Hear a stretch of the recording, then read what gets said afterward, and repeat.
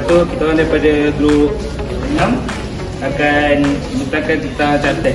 Okay, cartai ni dia permainan daripada China yang dah lebih lama dah ni. Jadi dah 2000 tahun lah permainan ni. Lepas tu diorang ni dimainkan oleh dinasti Han tahun 206 sebelum Masihi sehingga 220 Masihi. Pada mulanya permainan ni merupakan aktiviti kecergasan, tentera dan juga permainan istana. Ia kemudiannya tersebar ke negara-negara jiran melalui perdagangan dan hubungan budaya. Okay, next kita pergi ke pembuatan cartai. Bahan-bahan yang ada kat pembuatan cartai ni ada bulu tiruan atau bulu plastik warna-warni macam ni. Dia warna-warni, bulu ayam, kepingan lokal kecil seperti pemberat. Dia ada bahagian tengah-tengah ni, ada dua. Lepas tu kepingan getah, diagram kuat atau pita pelekat. Langkah-langkah pembuatan cartai ni dia ada untuk membuat cartai. Mula-mula sediakan beberapa helai bulu ayam atau bulu tiruan. Limpahkan bahagian tengah pemberat jika perlu, kemudian masukkan hujung bulu ke lubang tersebut.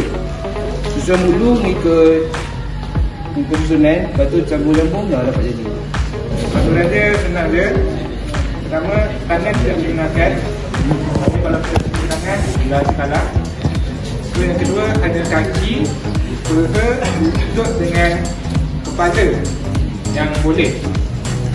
Dan last sekali, kita tak boleh kacau orang lain dengan timbang. Kekuatan dan kelemahan cartai. Kekuatan dia, yang pertama, meningkatkan kekuatan motor kasar. Yang kedua, memupuk kerjasama dan interaksi sosial. Yang ketiga, menjaga tradisi budaya.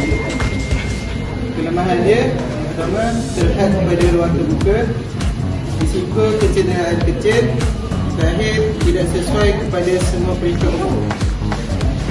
Pertama, pemain mestilah menimbang cartai tanpa henti.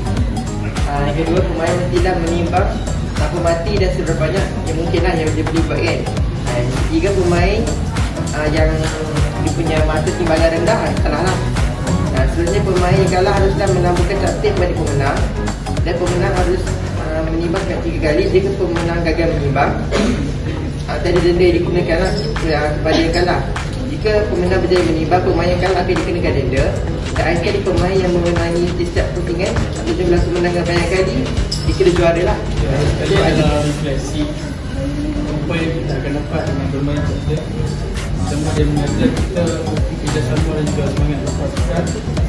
Walaupun cartai ni dia boleh juga mainkan sebelum ini, tapi kalau main dengan rakan-rakan, dia akan mengajar kita kerjasama.